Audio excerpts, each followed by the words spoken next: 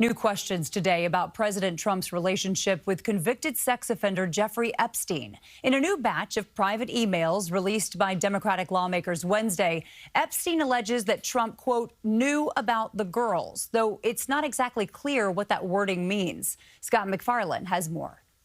More than 6 years after disgraced and convicted sex predator Jeffrey Epstein died by suicide, U.S. House Democrats released on Wednesday a series of his private messages mentioning President Trump. I think pretty serious stuff, disturbing stuff in these emails. The emails include this one from Epstein to his co-conspirator Ghislaine Maxwell in 2011, in which he wrote that Trump had spent hours at my house with one of Epstein's victims. The White House identified that victim as Virginia Giuffre, who said she was recruited by Maxwell while working at Mar-a-Lago and died by suicide in April. Jeffrey was a sick pedophile. But in a 2016 deposition, Giuffre said she didn't think Donald Trump participated in anything. And in a separate newly released message from 2019, Epstein wrote to author Michael Wolff about Trump. Of course he knew about the girls, as he asked Ghislaine to stop, though it's unclear what exactly he had asked her to stop doing.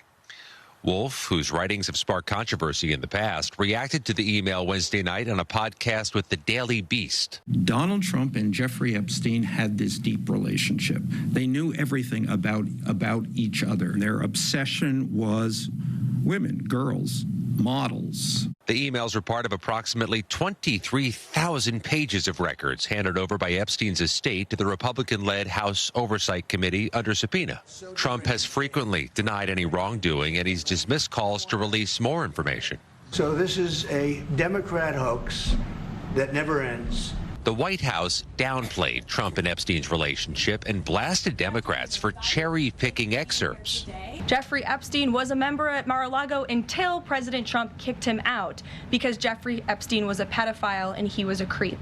Meanwhile, a bipartisan group of lawmakers are one step closer to a vote to release all of the Epstein case files held by the Department of Justice,